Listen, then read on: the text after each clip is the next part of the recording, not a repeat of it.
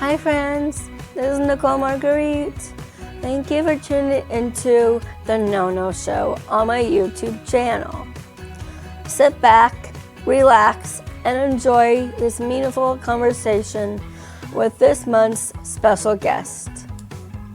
My show shines a light on the good things that are happening in the world that are healing humanity and some of the challenges we will face. I also like to cover topics that are sometimes uncomfortable or difficult to talk about. You know the no-nos in today's modern society. I hope this show will inspire you to advocate for human rights and for equality for all people to spark a love revolution. Let's get this show on the road. For this episode of the No Show, Kandi Pickard, CEO of the President of the National Down Syndrome Society. Kandi's involvement in the Down syndrome community first began as a local volunteer and advocate after her youngest son, Mason, was born with trisomy 21, also known as Down syndrome. Since the birth of her son, Kandi has dedicated her life for building a strong community of support for people with Down syndrome. She spent at least 10 years leading the NDSS organization with special focus on caregiving, public health, and supporting aging adults. Please welcome Kandi Pickard. Hi. Hi. Welcome to the No Show. I really appreciate it that you're here and doing this interview with me. So thank you so much.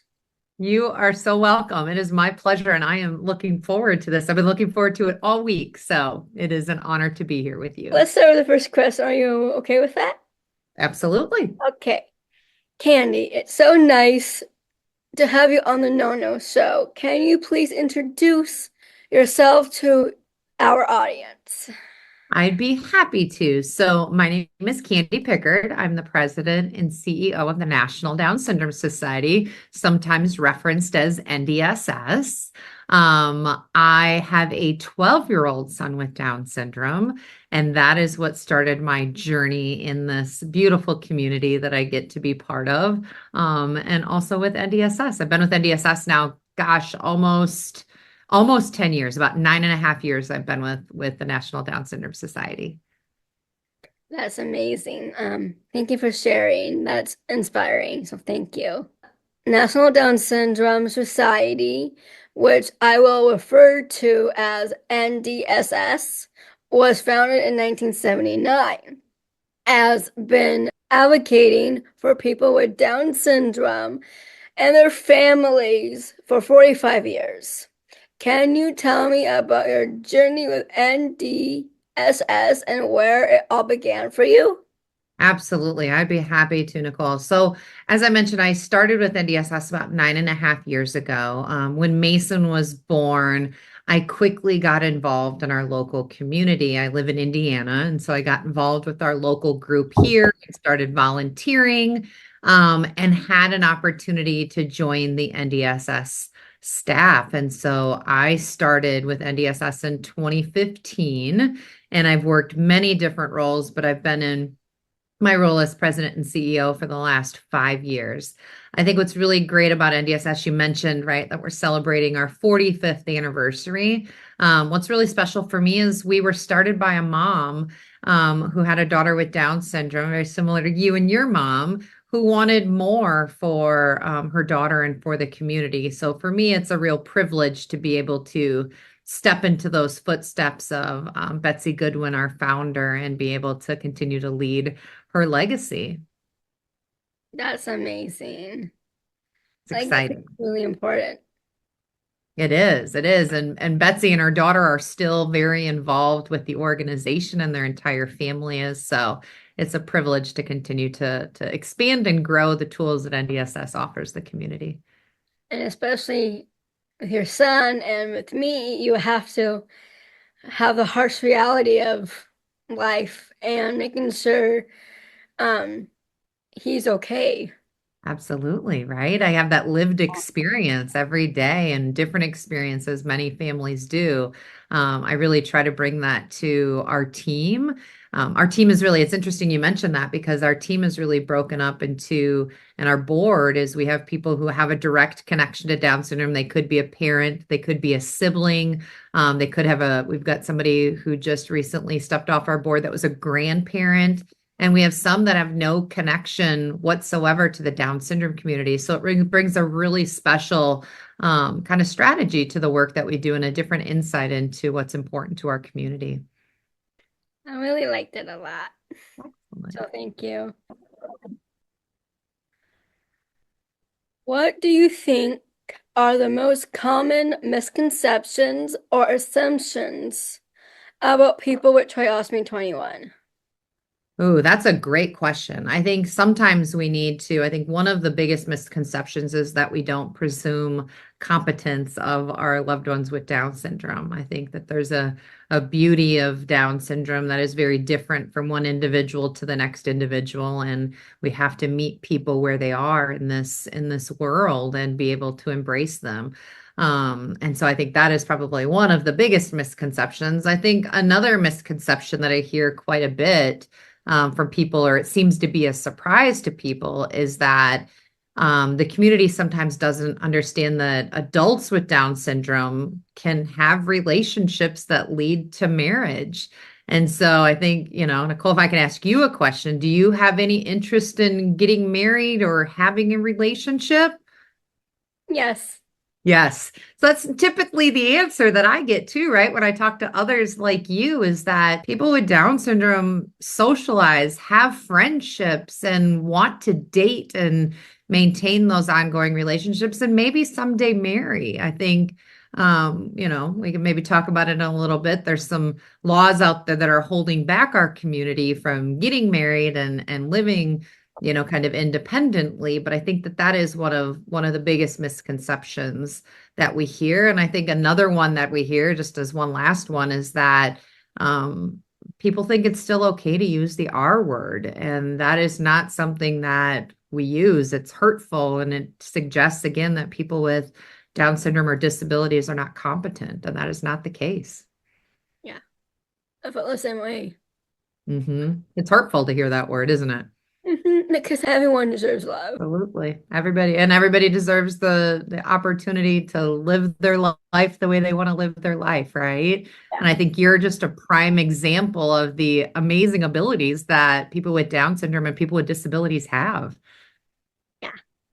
So thank you. Well, What do you consider is one of the most important legislative priorities when it comes to improving the quality of life for people with trisomy 21?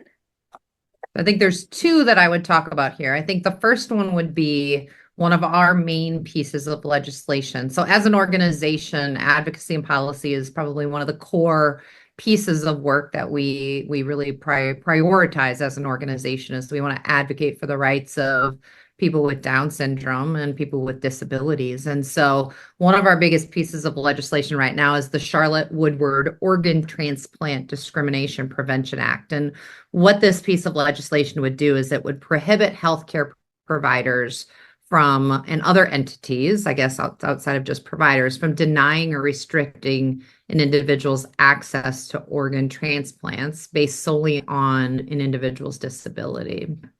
We have heard numerous stories from families about having the need to have an organ transplant, be it a kidney, be it a heart. I mean, there's numerous stories that are out there, and some people with Down syndrome and other disabilities are being told that their life is not worthy of a life-saving organ transplant. And so this is a really important piece of a piece of legislation for ours. And it's named after one of my colleagues, Charlotte Woodward, who works for NDSS, that had a life-saving heart transplant 12 years ago. And so this piece of legislation is really important for us, and we're really pushing to get this across the finish line, to be able to make sure that people with disabilities are not discriminated against just based on the fact that they have a disability.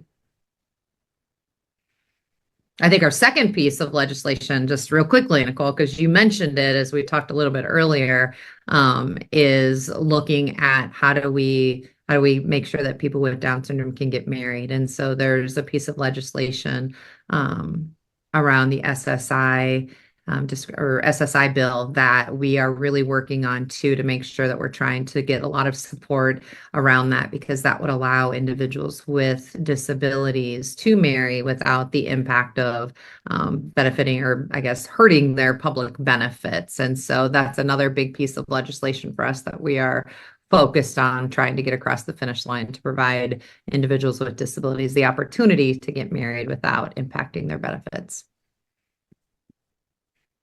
Thank you for sharing. I feel strongly about encouraging others, like myself, to participate in research in order to improve the quality of life for people, like 2021 research projects focused on.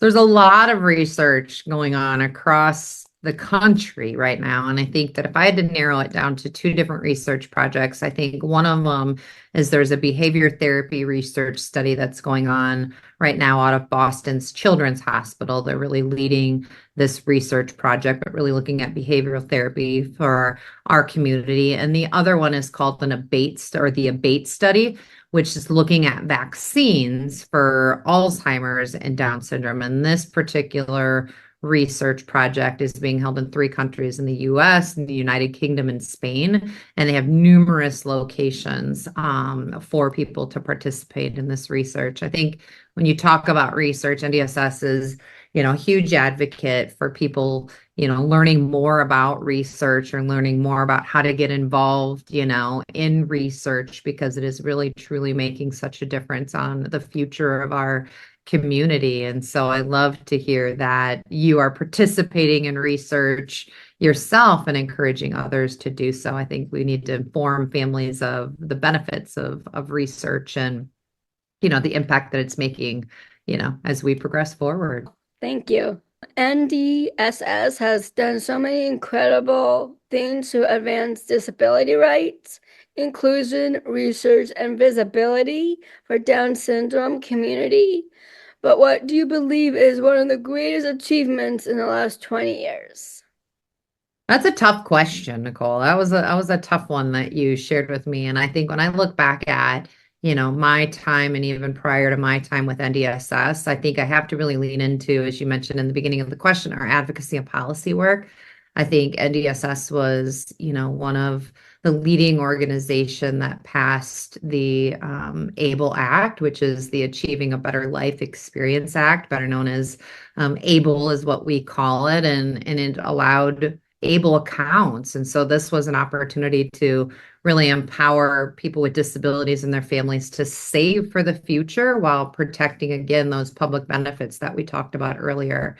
ABLE, it took us 8 years to get ABLE across the finish line and to be on the desk of the president to sign that piece of legislation. So it was something that NDSS and other stakeholders and our community, I think it was the grassroots community, it was families and individuals who are impacted, by the need to be able to save money, that truly their voice mattered to get this bill passed. And so to be able to have, everybody involved and to get this tremendous piece of legislation passed was really, truly a very big success for NDSS and for the disability community as a whole.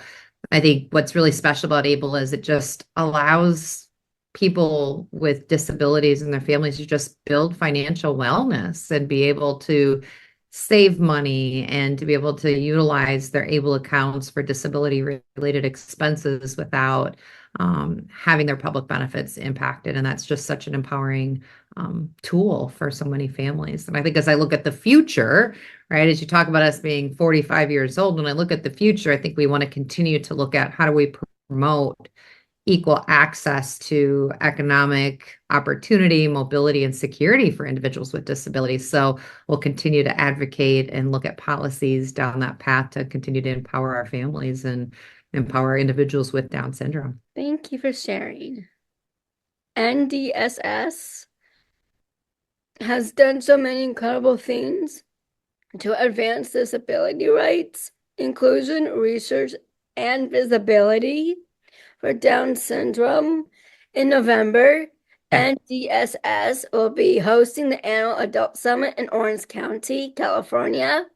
Can you tell me more about it? What people can expect, and is it open to anyone in the US? Absolutely. Well, I'm really excited about this because we're coming to California, right? To your side of the country, which a lot of families have been asking us to come. So we are coming to Orange County for, as you mentioned, for our adult summit. And we started this conference to really put a focus on how do we provide information, resources, and a area for connecting for our adult population. I think what's really exciting is that our adults are living longer lives, and it's a great opportunity for us to make sure that we are staying and educating our families on like all of the different, as you mentioned, research and resources and around topics around employment.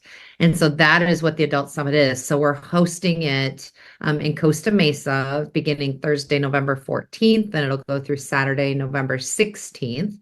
But what we do is we cover aging and Down syndrome, really looking at a comprehensive approach to the conference, and the content will overlap ages and subject areas, but it'll also allow an opportunity for family members, people with disabilities, professionals to just look at what are topics that are really important to them, and have learning opportunities to learn more about new innovative products that could be out there, also research or medical intervention or employment opportunities, and have skill building opportunities as well. So we're really excited to come to the West Coast and bring this event to California and the surrounding states.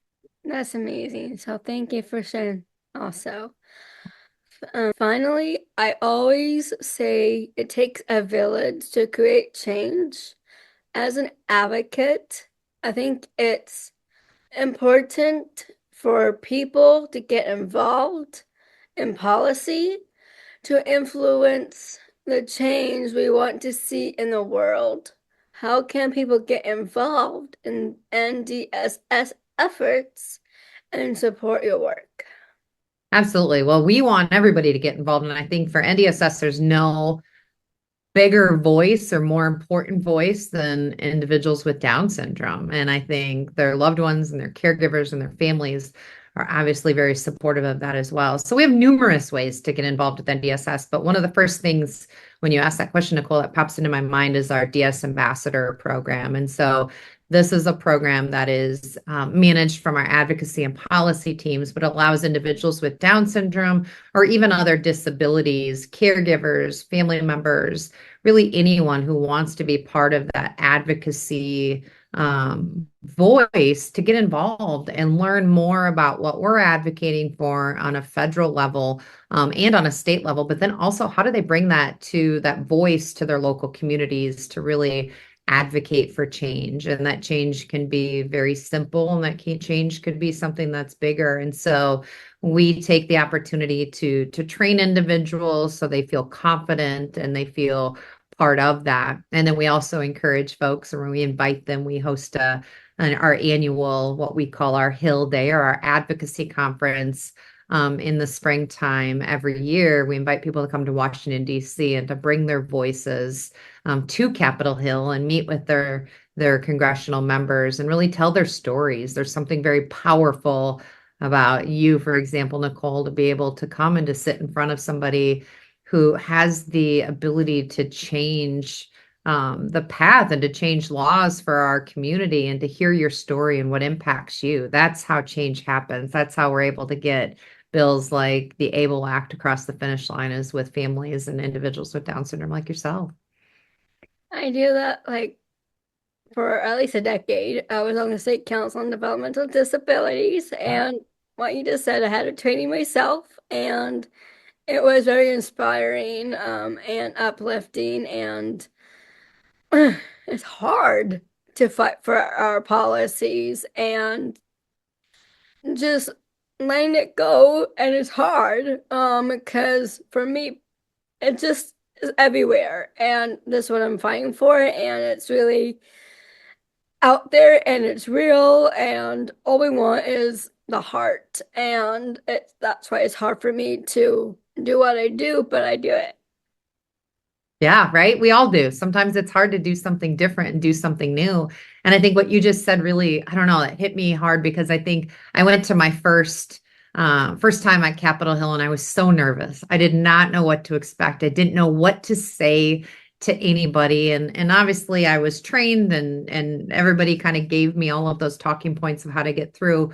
But when I had that first meeting, and you probably experienced something very similar when you first had that opportunity to share your story or to meet with somebody who was able to change laws, like you walk away feeling so good about yourself, right? And that you were able to tell your story and to really influence somebody's mindset. And so I think that that's really the takeaway that I always tell the families is don't be nervous and don't be scared to share your stories and your voice, because there's no better story and voice that can change things. NDSS could be on Capitol Hill every day, which we are, advocating for change. But what people really want to hear from is they want to hear from families and individuals with Down syndrome. That's what's the most important voice and the most important story. We got to get you to Capitol Hill, Nicole. At some point, I would love to, but stories are Yes, really important also. they are. I agree. Yes. So have a little bit of fun. There's some other amazing things I want to do with you. Ready? Let's do Okay. it. If you aren't doing the career you have now, what other career would you do? That's a great question. So before I started with NDSS, I was kind of in admin and operations. So I feel like if I would have continued down that path, I probably would have done something kind of maybe like a chief operating officer or some sort of like management role. You know, if I had to pick, my favorite job would probably, like when I go back to when I was younger, I wanted to be a radio DJ. That's cool. What is the best advice that someone has given you? Mm. I think some of the best advice that somebody's given me is to remember that um, you know more than you think you know. And so piece of advice was given to me when I had to speak in front of a group of like 800 people. And it was the first time that I had to speak in front of a group this big. And they said, don't forget, like this, you know more than anybody in this room about Down syndrome and about the work that we do, and just be confident in yourself. And that always sticks out to me. Thank you. Who has influenced your life? Mm.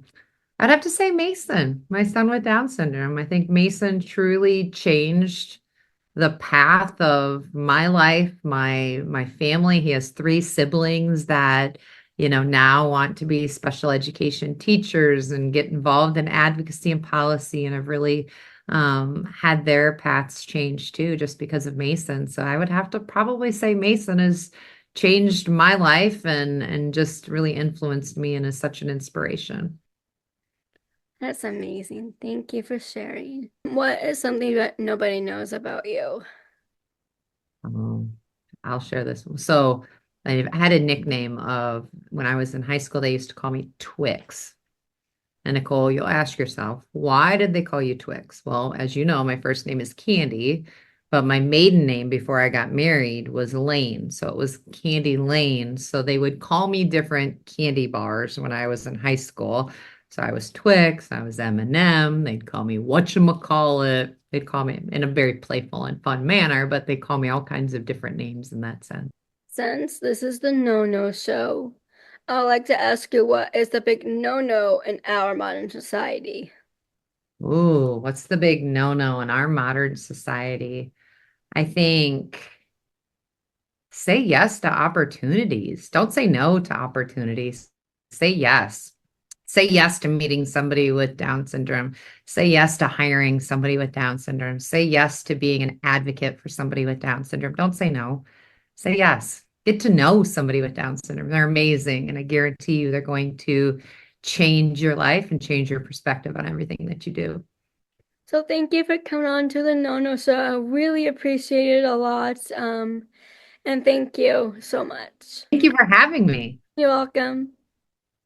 It's time to reunite, to fight for human rights. Here's your call to action. Hi friends.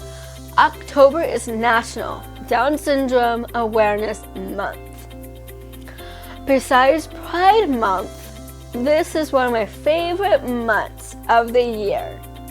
One of the things I am most passionate about is breaking down stereotypes and misconceptions about people who were born with Trisomy 21. Down syndrome is the popular term for the medical condition Trisomy 21. I prefer to refer to my condition by its medical term. So here are some of the misconceptions about people with Trisomy 21. We want to fall in love, get married, and have a family, just like everyone else. Love can be between a man and a woman, two women, two men, or whoever you prefer. Having a disability doesn't define who you choose to love. Each person is entirely unique. I love to read, write in my journal, travel, and go to concerts. Just because people with Trisomy 21 share a common medical condition, we are all interested in different things. I have a very strong belief system around religion, human rights, sexuality, and politics. I have my own set of values, but my beliefs and values are mine, and I respect the values and beliefs of others, even if they are not the same. I have a college education. I'm very proud of my certificate in communications. My education helped shape my career. Now let's hear what some of my friends have to say about what they think are some of the misconceptions or stereotypes of people with Trisomy 21. Hi, I'm Dashiell, and one thing I'm really proud of is that I got to speak to United Nations in New York. It was a lot of fun. Got to meet people from different countries around the world, and I got to give a speech about health equity for people with Trisomy 21, and that went really well. But I really hope that I helped a lot of people with Trisomy 21, because this was my first time speaking to the whole world, and I wanted to showcase the power that we have, that really shows how much I'm dedicated to my community. Hi, my name is Mr. Erickson. I work for the Oakland A's for 5 years. I was Employee of the Month, too. If there is one thing I hope viewers will learn from Down Syndrome Awareness Month, is to never judge a book by its cover. See each person as a unique human being first. Get to know them before labeling judging, and believing in stereotypes. Thank you for watching, learning, and joining the conversation. Let's heal the world through love. Be authentic, be kind, and be well. Thank you.